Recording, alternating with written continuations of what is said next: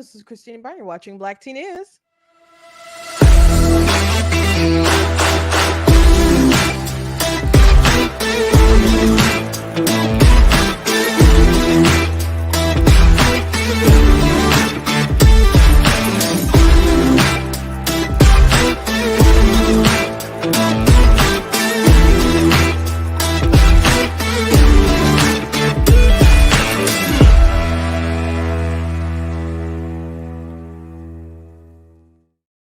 Hello, hello. Welcome to Black Teen News. I'm your host, Christina Barr, and today we're going to be talking about Fani Willis admitting that she was having a relationship, an inappropriate relationship.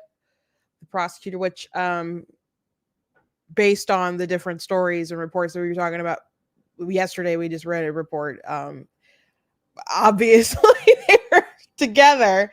But she's claiming though that it's not affecting the case. So I don't think that's gonna ultimately probably be her decision to make.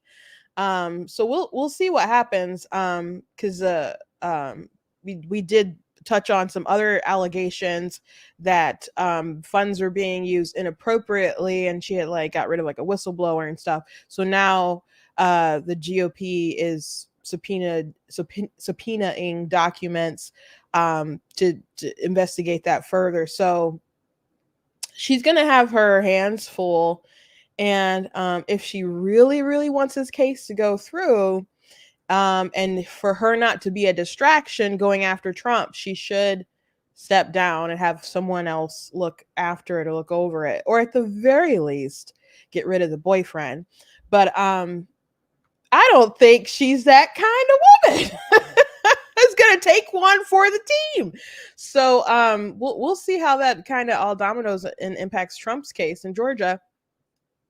Also, I got to show you this crazy segment that was on CNN talking about illegal aliens or migrants, whatever you want to say, but and what they know their behavior can be, what they can get away with in New York versus the behavior that they know they can get away with it when they go to Florida. So this segment was pretty incredible. That's making the round. So I want to go ahead and share it with you guys. Also, the RNC is having some huge financial issues as far as fundraising, which isn't really new news, but there were some reports that came out yesterday with money. So people are talking about it, and man, oh man, they got issues. They got issues. That's my little sister calling me. She must not know the time. Please text me. She will watch me live. Maybe it's important. Anyway, we'll be talking about those things. So before we jump into it, I want to encourage you guys to go to blackteennews.com, check out different content on my website, different articles, different videos, etc. If you like what I do here, please consider leaving a donation at blackteennews.com because it does cost a streaming on my website, all that stuff, so you guys can support. I appreciate it. You guys can check out different merch that we have available on the website, like mugs and teas and so on. So go ahead and check that stuff out. If you are watching on Facebook, you guys can send stars. If you're watching on YouTube, you guys can send super chat. So I appreciate it and appreciate you guys. Oh,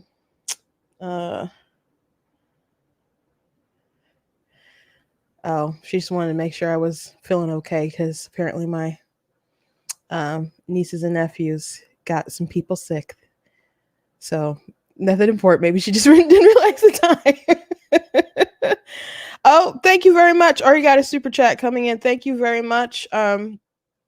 Bryce Dallas, thank you so much. I appreciate that. There's no comment, but I thank you. I really do. I do want to point out there was an article that I did post today, and it was about the subject that I opened up with yesterday regarding some of the commentary that people have had about Nikki Haley and her talking as a brown person and her struggles as a brown person. So the commentary, I'm just going to sum it up really quick. The reason that people seem to be upset, there was a clip that I think was basically taken out of context that made the rounds maybe like a week or two ago. And people were like, oh, she's, I guess they thought she was just trying to use her ethnicity as a playing the race card to get sympathy or whatever. And so then people started mocking her, saying that she wasn't really brown. They start showing pictures of her, you know, in faded photos, or like, oh, she's not really brown. Um, Terrence Williams, K. Williams, I think is his name, who's a guy who's eating the fried chicken, who wears a Trump hat and stuff. He was saying, "You ain't brown. You're color brown. You're colorblind, Haley. You can't be president. You don't even know what color you are." And someone did an image of Nikki Haley with really, really dark skin, mocking her and stuff. So I did not like it. And I talked about it yesterday. I did a TikTok after that, and I posted that TikTok to Facebook, and someone in the comments actually, like, they did a laughing response and then said, well, I don't even understand why she brought it up in the first place. And she didn't bring it up. If you watch the clip, and this is why it was taken out of context, because a lot of people don't even know this is the case. Nikki Haley was doing an interview with Dasha Burns. This interview happened a while ago. It just kind of resurfaced and went viral. But after she basically botched the slavery question and Civil War question, Dasha Burns asked her, she said, there's a lot of people who think that you have difficulty talking about race. So how are you going to handle the subject in a general election? That was the question, paraphrasing. And her answer was basically, I've talked about race and all this stuff. I'm fine talking about it. We talk about it in South Carolina, but we don't like look at it as South Carolina is like a terrible place or something, or America's a terrible place. Like, we could be honest about what happened and be grateful, like, for the progress we had. Like, those are the kind of responses that she gives with this topic and stuff, including like when she had the conversation on the Breakfast Club. But it wasn't like a woe is me, have sympathy for me because I'm a brown person. That wasn't what it was. And so that person saying, I don't even understand why she brought it up. Well, you don't understand the context. So if people don't understand the context, like people being so angry that she even brought it up, like, just take a moment and analyze why you even feel that way. Because she really wasn't trying to play the race card, but she's been attacked. So I wrote an article about it. I posted it today. Take some time if you can to read it. It's kind of long. It's just over 1,000, I think, words. So it's not terribly long, but I used to write fan fiction chapters that are way longer than that. So if you have a moment, I recommend that you go check it out. But I posted a link to it on my YouTube, and someone just dismissed it and was like, we don't care if we hurt a warmonger's feelings. And so I just posted a line from the article that said, and I'll paraphrase myself, but essentially it was like, your integrity is on you don't have to vote for Nikki Haley, but your integrity is on the ballot box every day. And then they claimed that they read the article, and then I'll just read it to you. It's such a bizarre comment to me. And I think it really kind of speaks to a huge issue with politics on both sides of the aisle. And I wish I could tell you it was one side of the aisle, but I definitely see it on both sides. And they said, I read it, hold on to your morals while the coffers are looted and we ground into a pulp. As you lay your head on a dirt floor with a dead family and a shredded nation, you can at least say you held on to your precious morals. The right is so pathetic that they get their teeth kicked in, and all they can say is, look at the tolerant Democrats. Lose forever and hold on to your useless BS. And they swore, but I'm not going to say the word. It seems to work out great for you. I understand you don't want to go to war. You don't like the neocon Nikki Haley. I didn't write that article because I'm terribly fond of Nikki Haley. If you watch me, you know I criticize her all the time. Probably more than any other candidate who is running in the presidential Republican field, I think. Maybe not more than Trump, but just because Trump kind of dominates the media, not because I'm not too fond of Haley. A lot of things she said. Like, anyway, um, you can criticize her policies. That's fine. But to just shrug her shoulders when people are saying kind of racist stuff is not right. And I don't want to be grinding into a pulp. I don't want to die or have my family be killed or anything in this graphic sort of picture that they've painted. Um, but at the end of the day, I would like to have my morals, yes, intact, yes. Even at the end of a political cycle, yes, yes, I do. I want it. Another thing they said is, "Hey guys, a boy that identifies as a girl raped a little girl, but you don't call him bad names." This guy probably talking about me. So I'm like, okay, you clearly don't know anything about me. One, I'm not a guy, and I talk about that particular issue all the time with the trans stuff. So no, I'm very firm in speaking the truth. Because it's moral to do that. Like this example that they used with the boys identifying as girls and doing this evil thing. No, you plainly speak about that because that's an immoral thing, and it's moral to speak up and point out what is good, what is evil, and try to find some kind of justice. Um, and it's moral to say just because you like somebody doesn't mean that you should push a bunch of racist stuff. And it's not because I'm so concerned about Nikki Haley's feelings. It's not like, oh, I'm just in my bed thinking about like, oh, she must be so upset. She must be so upset and all the stuff going on in her life right now because they're saying these mean things.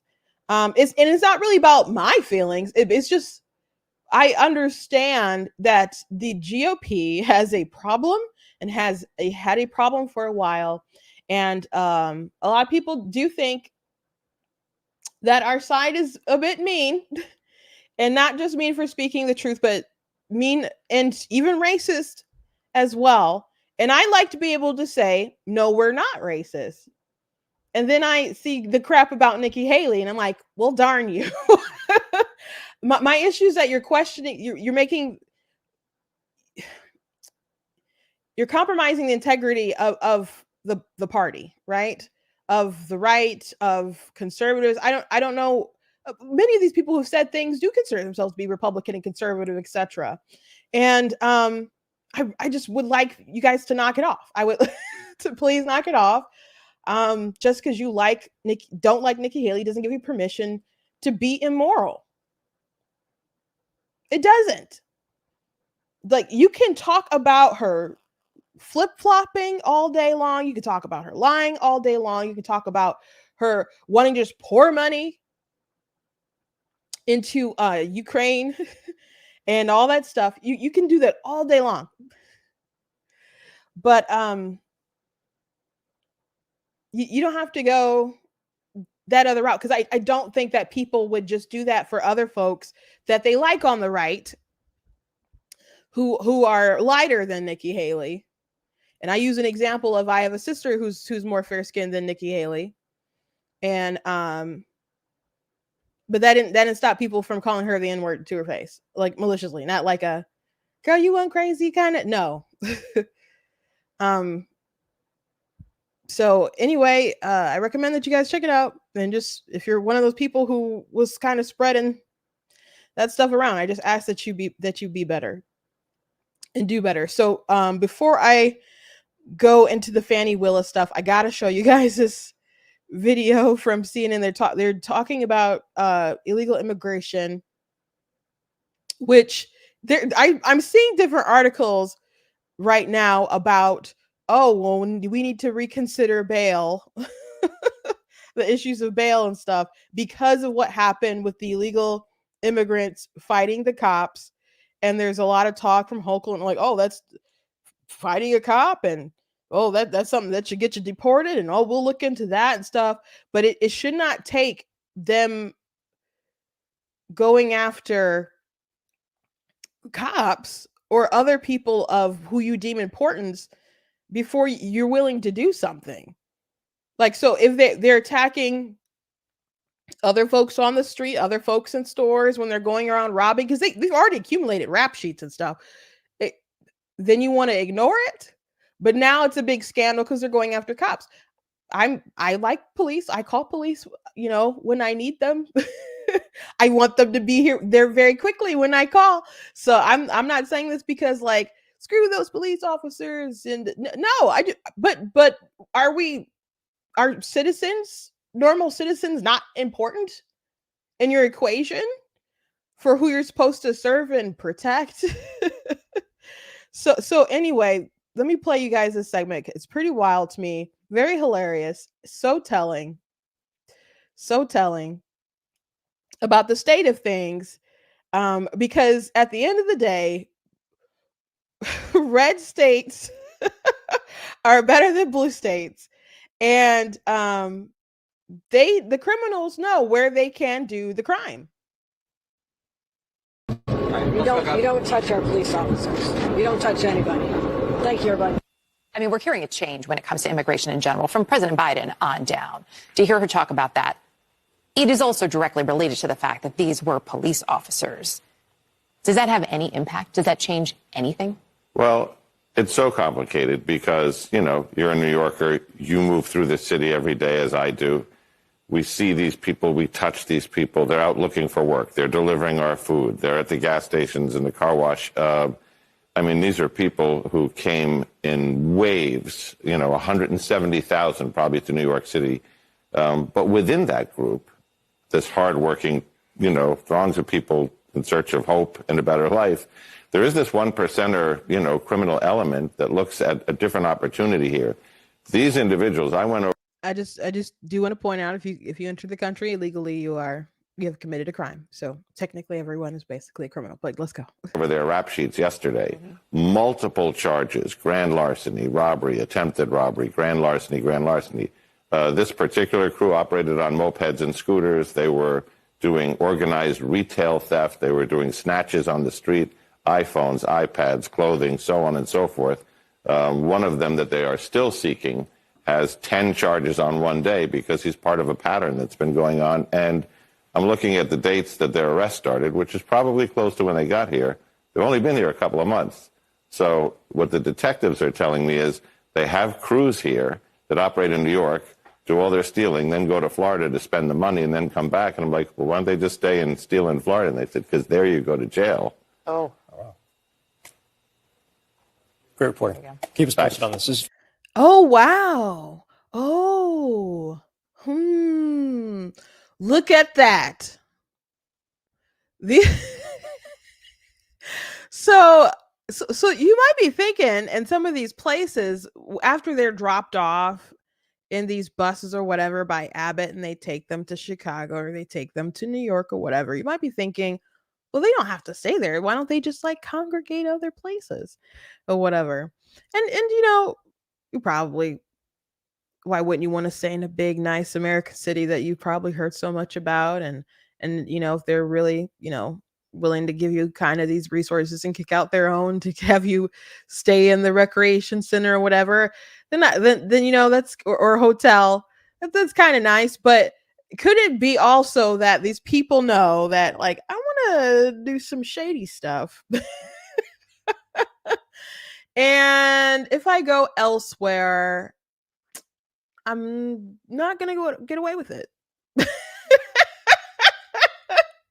So that's crazy. So they'll steal stuff, whatever, accumulate some funds, go down to Florida, hang out, have a good time. Who doesn't want to go to Florida and have a good time? I got to plan me a vacation or something down there.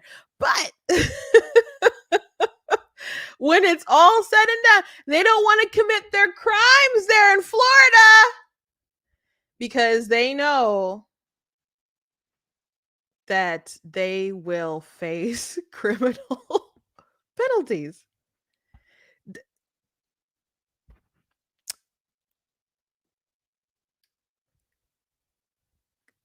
This isn't hard. Like, just do better. It's bad enough people being victimized by citizens who are doing all this crazy stuff. But you have people who are being imported here by the tens, hundreds of thousands. What low estimates are that over the past couple years, 6 million more people have come in. And many of these people are adult males. And we don't know all their history. We don't know what all kinds of intentions they may have, other than, you know, they're here. They want to take advantage of America, and whether they want to take advantage of opportunities, or they want to just take advantage and create their kind of own opportunities by victimizing other people. You know, whatever, whenever, but they've caught on quick. They've caught on very quick to what they can get away with. So, if people are aware of this, why can't we just stop crime? Why can't we just lock up criminals? Deport people who shouldn't be here? Why can't we just do things that are so obviously common sense? If people can come here and just spend a few months here and figure out that they can break the law in Florida, break the law in New York, and they can go be law-abiding citizens in Florida and have some fun and spend their money, and then go back to New York and getting from point A to point B, and then go act a fool again. There was a debate with Ron DeSantis and Gavin Newsom about the red states, blue states sort of thing. People criticized DeSantis for even doing the debate with Gavin Newsom.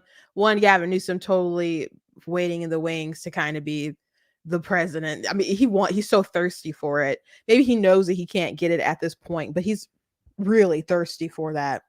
And DeSantis, of course, was, you know, running for president.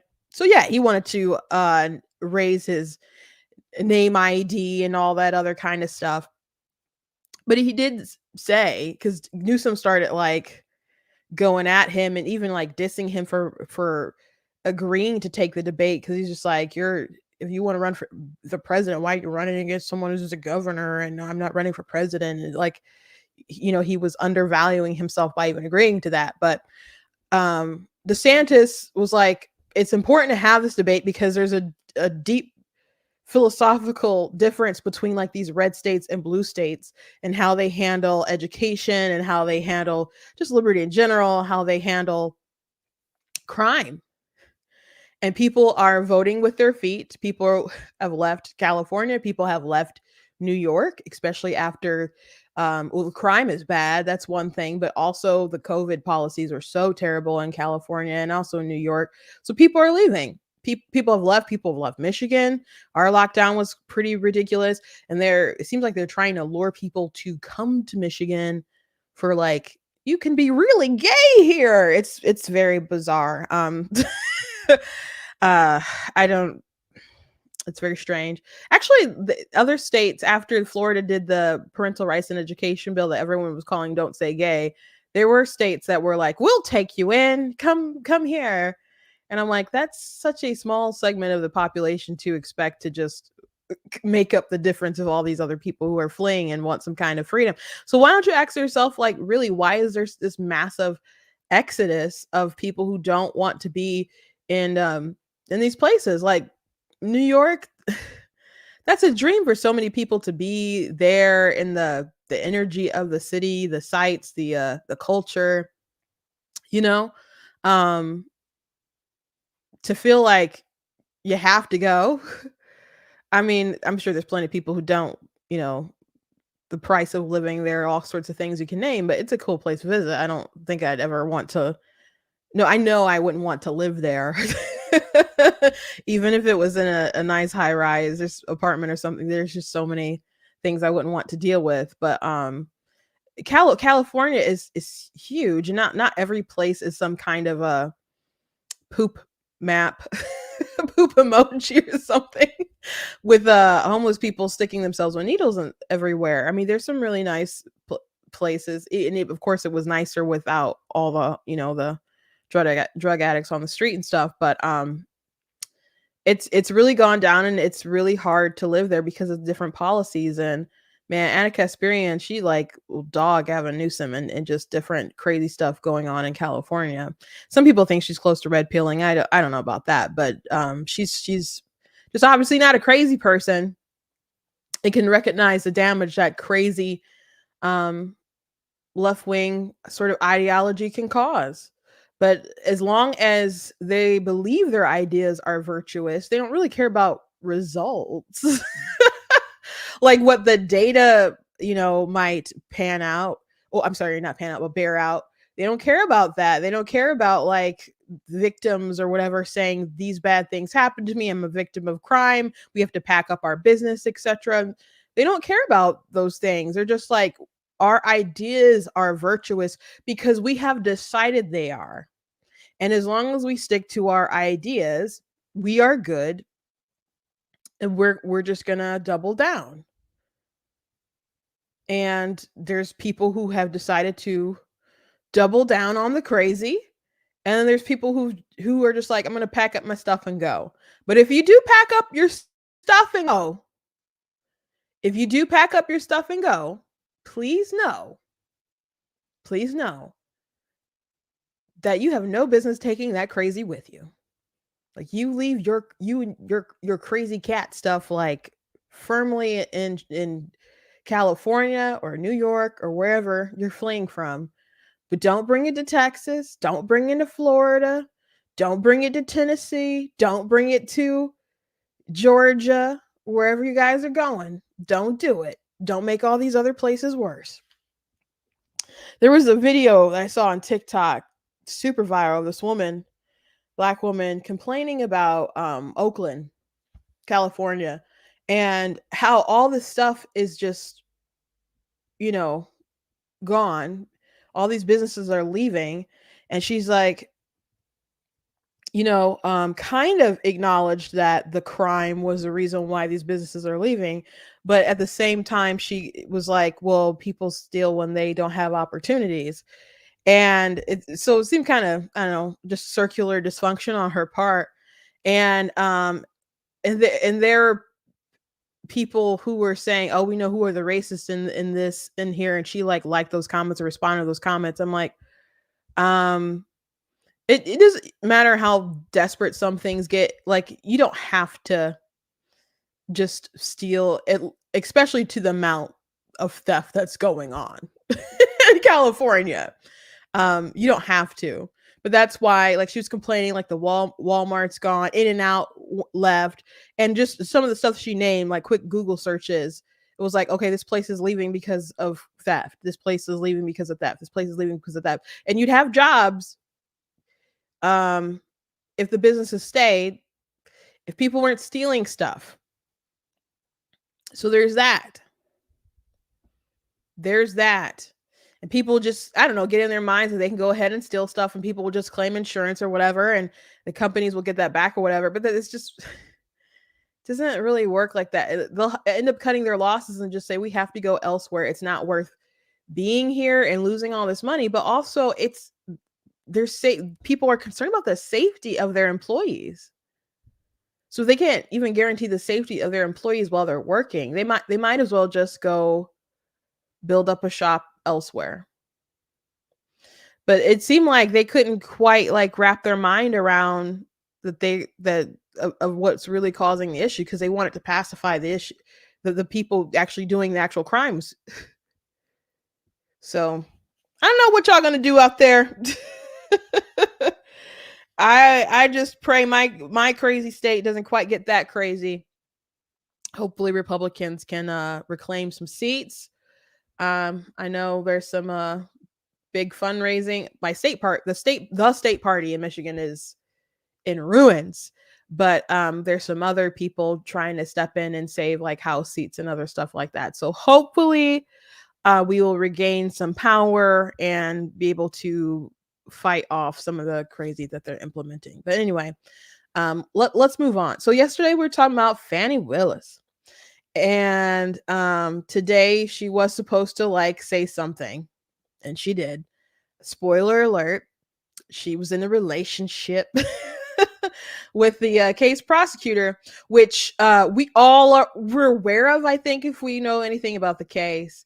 So, but she's claiming that it's not going to hinder anything, and she's not going to need to step down. So I'm going to read this story, a bit of it from NPR. Forgive me for reading for NPR, but Fulton County District Attorney Fani Willis is strongly pushing back against claims she violated federal law and ethical standards by having a personal relationship with the lead prosecutor on the 2020 election interference case against former President Donald Trump and others. In a court filing Friday, Willis said the relationship with Nathan Wade, who was hired to work the case in 2021, did not begin until 2022, and allegations that the pair financially benefit from prosecuting the case are meritless. Of course, you benefit from prosecuting the case. Okay. The filing asks a judge to deny a Trump co-defendant's motion last month to dismiss the charges. Obviously you get paid to do a job, but so it's pretty wildly inappropriate to have a relationship with someone that you work with. I'm not saying that there's not times when it could be okay. I mean, sometimes husbands and wives go into situations like that, or sometimes you're not like working under each other or whatever. Like there's different ways where you can kind of filter it out, but most of the time you're in some kind of position of power. You bring someone in, and there's just always questions there. So to do this, knowing this is like the biggest case of your life, like you're trying to take out a former president who is much beloved by his base in a state that is basically swing now, but there's definitely still a lot of people who heavily love Trump in that state, and it just and it affects the whole country, obviously. So you go after this case, go after this man with this huge scandal under your belt. That's crazy to me. I mean, it's all crazy. It's all really crazy. But how can you think that you can just have it all? Like, I wish Kevin Samuels was still with us, so Willis could call into the show and just start explaining the situation and hear him say, ma'am.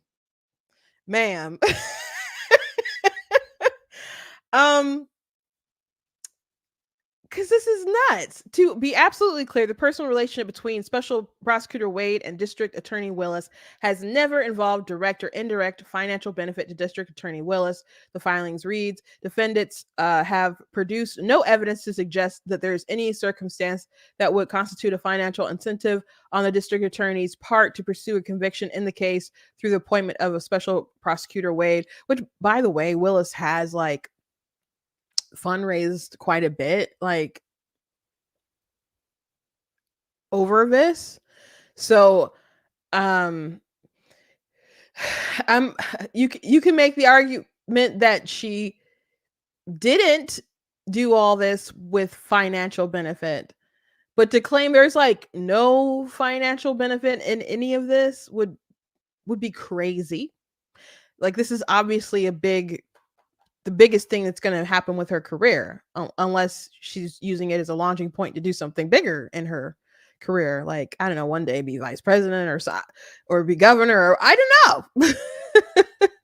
I don't know. But this is the kind of case that you use to shuttle yourself into some kind of bright, big future.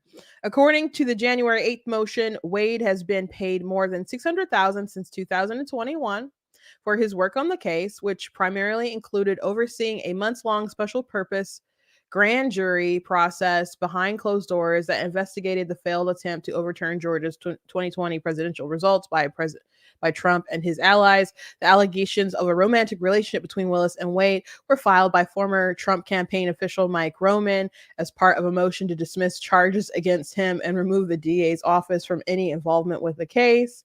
Lawyers for Trump and fellow confidant Bob Chile have since also joined on the request. Trump, Chile, and Roman have pleaded not guilty to the charges against them. I guess good on Roman. This was a wise thing to do. Roman's charges include racketeering, and the motion to dismiss them argues that Willis and Wade themselves violated federal racketeering law and financially benefit from prosecuting Trump and his allies because of their relationship. Uno reverse, bruh. The motion also argued that Wade failed to file his oath of office before working on the case and that his hiring was never approved by county commissioners, nullifying the felony charges stemming from Roman's involvement in a scheme to send a falsified slate of presidential electors to Congress. Friday's filing rebuts those claims. A hearing over this matter is scheduled for February 15th. The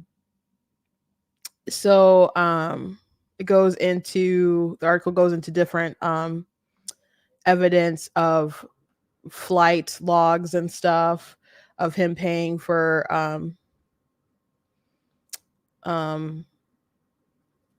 flight stuff, which yesterday in an article we mentioned that Wade's ex-wife said that she could see no reason for those kind of flights and stuff other than an affair.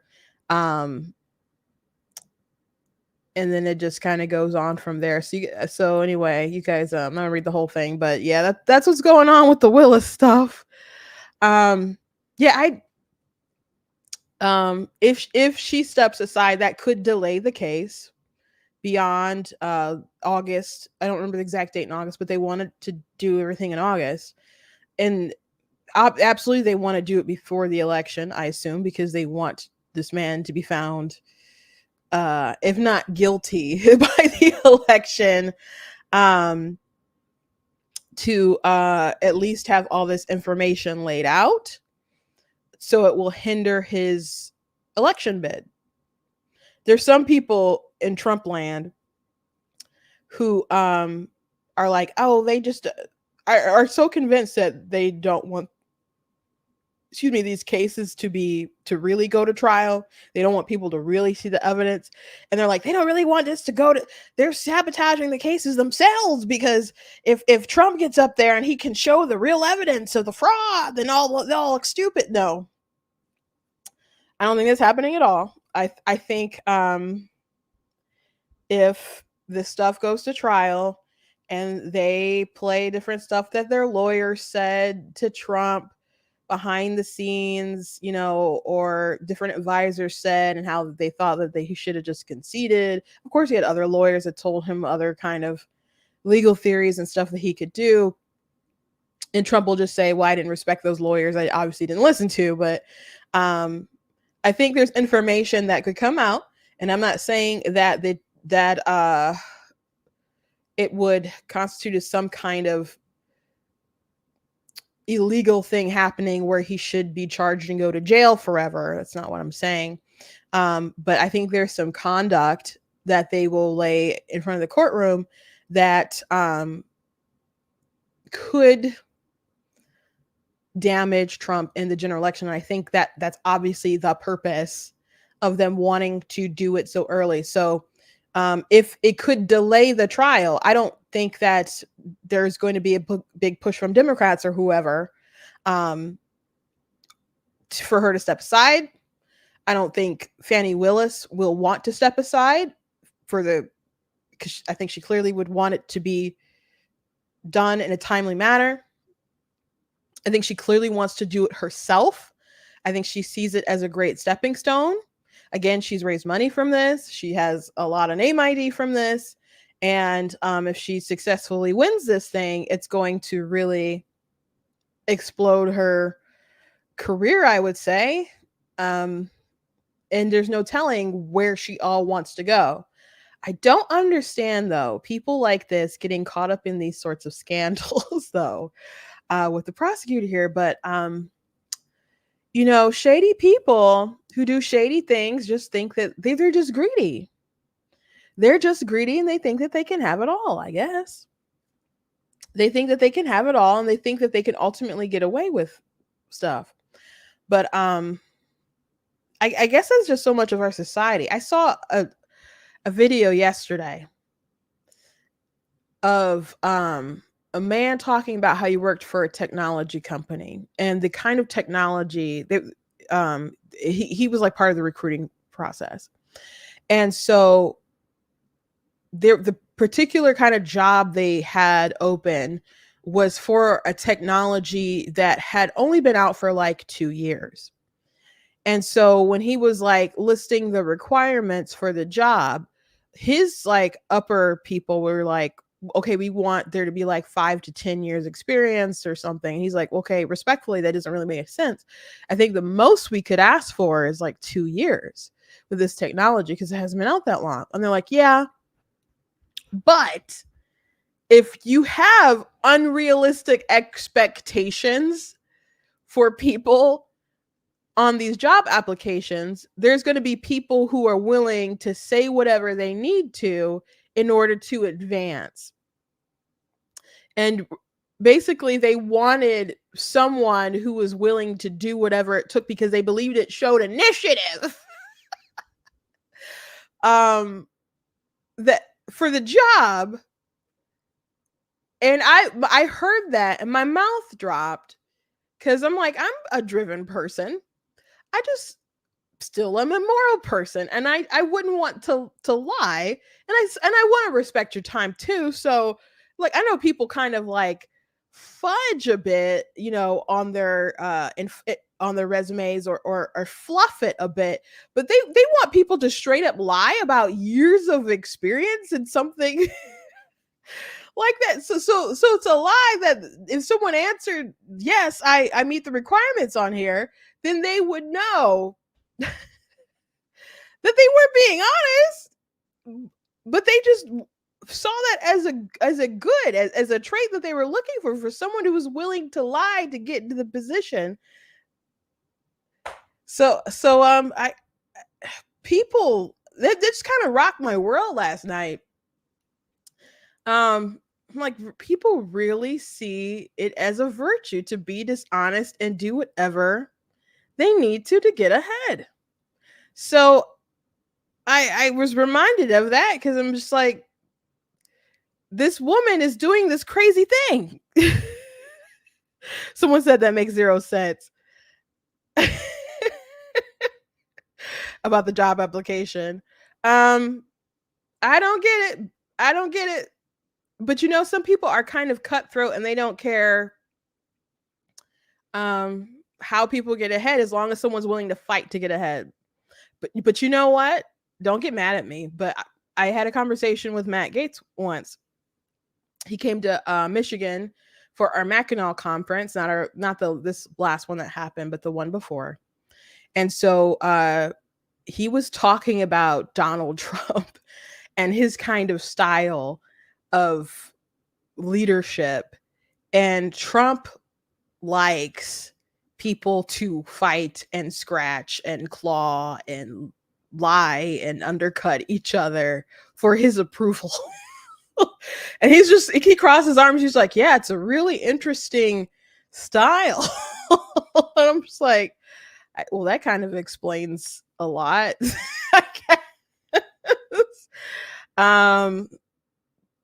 Say whatever, do whatever, as long as in the service of whatever a goal. So I guess at the end of the day, if you're willing to do shady stuff to get the job, are you willing to do? I guess it shows when you're willing to do whatever it takes to advance in the company, to advance the product and whatever, etc. Blah blah blah. And as I said, I'm a very driven person. Worked very hard in the job and stuff that I had, but I just couldn't. I just wouldn't do something unethical like that. But sometimes people are looking for someone who's willing to bend the rules, though. And sometimes if people in some kind of business circle are willing to bend the rules or whatever, they don't like being around other people who won't do that, or and sometimes like in politics and stuff, people who don't drink don't like being around people who aren't drinking or won't drink, because there's gonna be a time when they're not sober and you are, and you're listening and you're sober mind. So yeah, if you're kind of not on the same page as other people, then they'll find you kind of intimidating and not really always want you to around. So I'm sorry to those who are discouraged by what I just said, but when they said that, my mouth literally dropped. Sometimes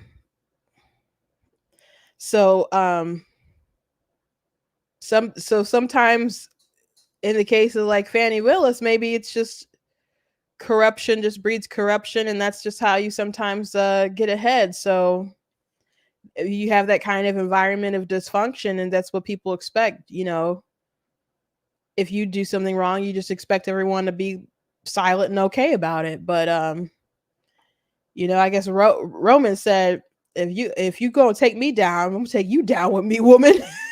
So very, very interesting.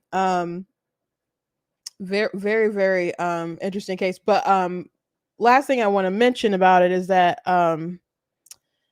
they are doing a subpoena of her documents to see about the allegations of her misusing funds. 8 minutes past the hour now. House Judiciary Chair Jim Jordan apparently subpoenaed Fulton County DA Fani Willis for documents after 3 attempts that he had made to get her to respond to requests voluntarily, to no avail. The subpoena is now for documents, not an appearance now, related to the Fulton County DA's use and misuse, allegedly, of federal funds. Willis is under the microscope for this alleged improper romantic relationship with a special prosecutor that she hired for the Georgia election interference case. That's the big RICO case now, stacked up against former President Donald Trump and many others. So we will see how that turns out for Jim Jordan. That case is my new one life to live. If you caught that line at the end, it's like, this case is my new one life to live. That's a soap opera. And yeah, this is dramatic. Lots of tea there. And I guess her name is Fani, not Fanny, but I apologize for that. Anyway, let's talk about the RNC before I let you guys go. So the RNC is just super broke, man. And that's not news, I guess. Now, but there have been people on the right who've been railing against the RNC, particularly RNC chair Ronna McDaniel, for a minute. However, if you're a big Trump stan, I just want you, and you're going at Ronna, just know that she's had her position back to back to back, because she is Trump's girl. And even when people talk about Ronna, Trump still will defend her. So this was not too long ago. RNC chairwoman who's done a fantastic job and a real good friend. She's fought alongside of us for a long time. Ronna McDaniel. Ronna, thank you. Thank you, Ronna. Yeah, so, let's keep praising her and stuff. And so she had a challenger at the last time they had a she was up for election, and Trump's folks were whipping votes on behalf of Ronna. So she, he originally picked her, and she stayed on, and now she probably will not be chair again, because I think many people who are in the know, particularly in Michigan, are aware of the fact that she wants to be governor. And so that's going to be her next big adventure, not really being at the RNC. So someone else will have to take up that mantle. However, she's, unless they raise a bunch of money, they are at like the least that they've had in a very, very, very long time. In 30 years, actually. 30 years. So let me show you some of these numbers.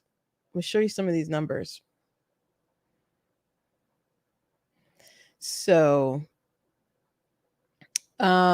2003, they're at 87. million. 2022 we were at 182, which before so that's a little bit more than 2021. In 2020 they made crazy money. They had 764 million. Now there after during her chair race, people were really complaining about how they were spending the money and different stuff, and like donor gifts and all kinds of things. And I did mention, like, okay, well, some you do stuff for donors and the donors are giving a lot of money and stuff, you know. Sometimes you butter people up so they'll I don't know, give lots of stuff. However, it appears that they're still really investing on kind of donor gifts where they don't kind of have the same cash coming in. There's another thing I'm going to show you guys where it shows their spending compared to like the DNC. So anyway, they've spent more money than they've raised this year. I mean, I'm sorry, this is for last year. Sorry, last year. They've spent more than they've raised, and only have about 8 million on hand cash, and they've got some debt. So it's not a good thing in the least bit. But let me show you this chart here. RNC, DNC. Okay. Payroll. So DNC raised a bit more this time. But the RNC, they're pretty much, you know, kind of the same on payroll. Office supplies. DNC spent 45,000. I guess the RNC's buying some expensive like paper clips or something. Management consulting is over $1 million. DNC, they have 114,000. Donor gifts, that's kind of about the same. 615,000 versus 502,000. And donor gifts, that could be, I mean, I'm assuming like you go, if like you go to the RNC convention, there's different bags for different donors and you get like your tchotchkes or whatever. So I'm assuming if you're like in the hundreds of thousands or you give millions or something, those donor packages are probably nicer than like just a standard, you bought your you know, your pass to come in at different things. So you know, I've had to stuff different like bags or whatever, not for RNC, but like at Mackinac, the all hands are kind of on deck sometimes with stuffing those bags and for different donors and packages or whatever, and different people get different sorts of things. So I don't know what's all in these packages, but they do spend quite a bit of money. So, and people do like their gifts. Floral arrangements, $70,000 versus DNC's, you know, almost $800. Voter file maintenance. This is kind of maybe the most shocking. But and maybe the DNC really needed it compared to like the RNC. But the RNC had $39,000 versus the DNC did over $200,000 in voter file maintenance. So if that's money that needed to be spent, that's an area where you would spend it. And I don't know what the situation with the RNC's data is right now, but I don't think it's been like really, really good since like 2016. So issue there. Media booking consultants, DNC $0. RNC over $116,000. Limousines, over $263,000 for the RNC versus $7,000 for the DNC. The GOP is spending quite a bit on limousines. So I don't know what all that is about.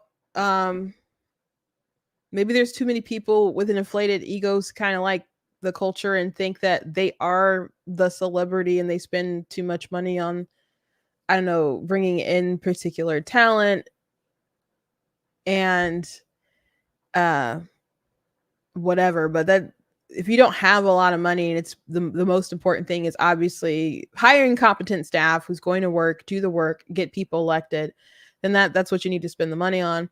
Get out the vote texting. Democrats spent over $1 million there. And Republicans there, the RNC, $86,000.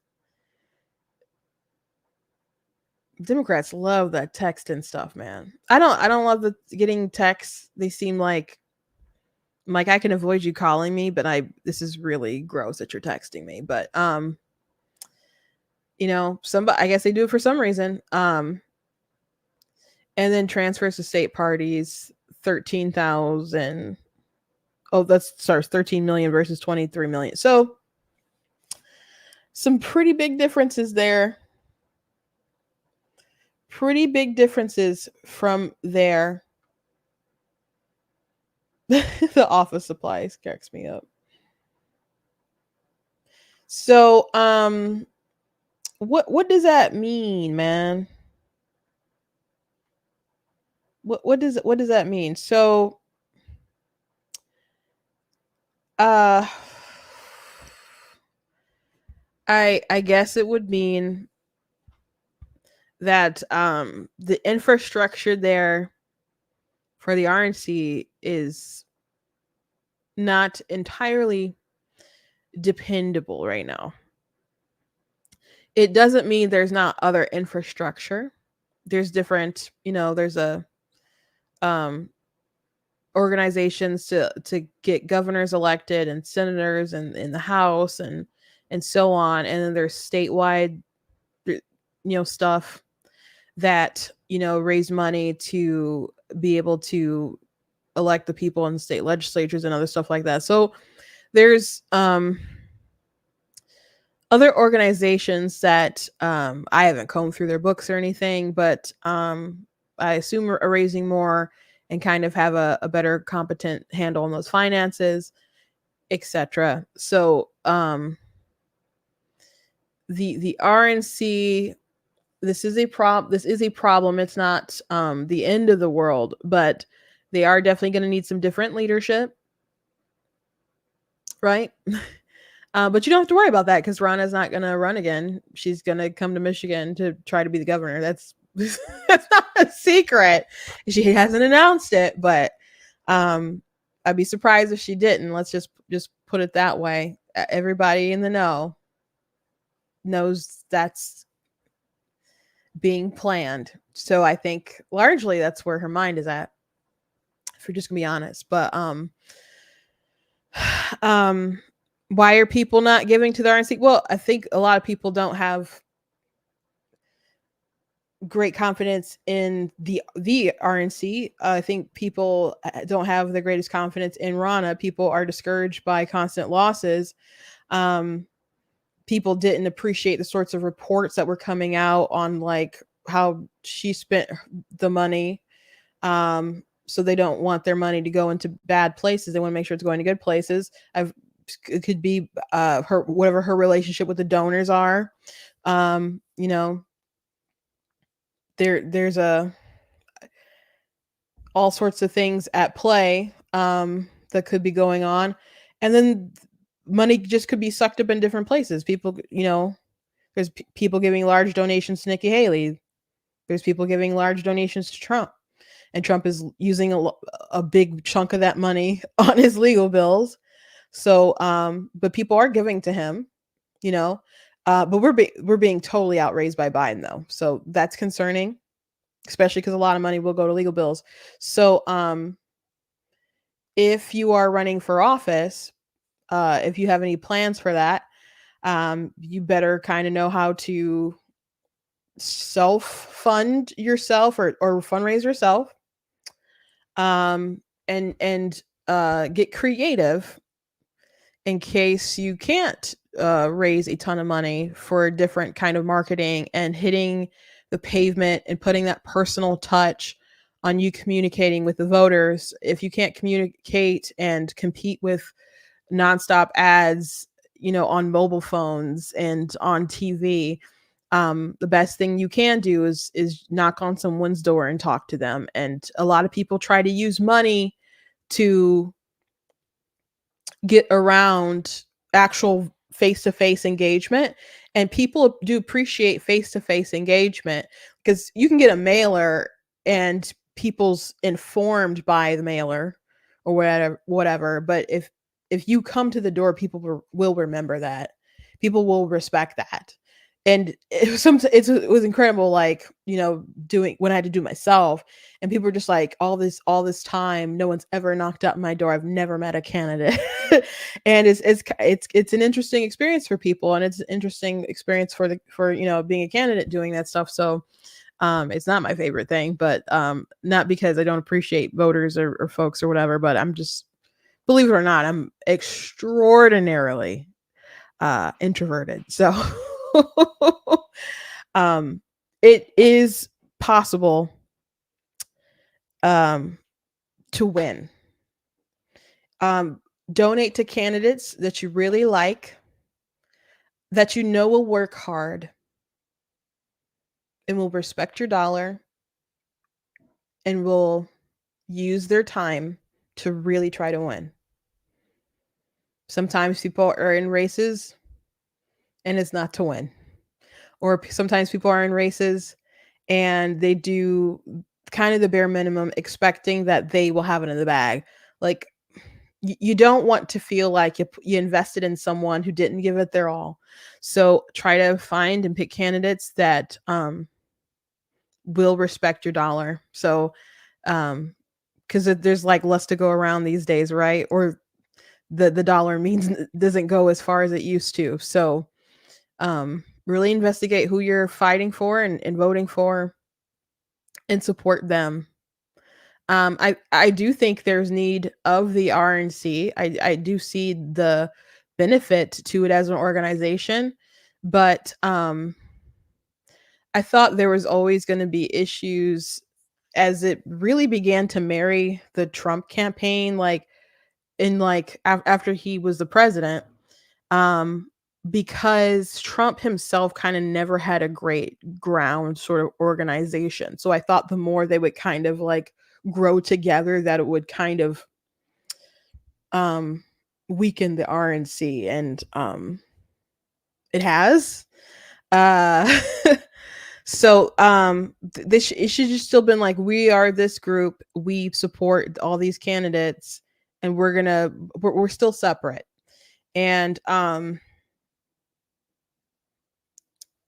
they just kind of need to find themselves, man. But in the meantime, go support the candidates that you like and donate to them. And it's not impossible to win. You just got to go out and make your case. But don't be writing the RNC begging them for money, because I don't see it happening, because they ain't got it. Anyway, thank you guys for joining me. Please go to blacktnews.com, check out different content on my website, articles, videos, etc. I did drop an article today. I appreciate you guys take the time to read it and spread it around. Check out different merch that we have there at the store, like the I'm Not the Victim, You're Looking for a shirt. That one's really popular. People really like that one. Actually, if you're not familiar with the story, I made this after the Gina Carano firing situation. So that's where that idea came from. But I got other stuff you guys can check out. It is Black History Month, and you guys know that I'm a writer, and so I did write the series. The first book is Color of the Guide's Eyes, and the second one is A Song on the Devil's Lips. It's the story takes place during the Civil War era. Imagine like X-Men meets the American Civil War, and as it gets further in the story, goes kind of more into an alternate kind of history situation. But you guys can find me on Amazon if you just search my name, Christina Elbar. But if you go to blacktnews.com, and the merchandise page, there's a banner that will take you to my book website. So that's some really cool reading. So go ahead and check it out. It's the weekend. I hope you guys are safe, stay safe, do something fun, do something enlightening, Give yourself a good rest. Don't work. If you work this, hard throughout the week, make sure you take some time off and relax and restore, get everything you need to out of the weekend. And we'll see you guys on Monday. God bless. I'll see you then.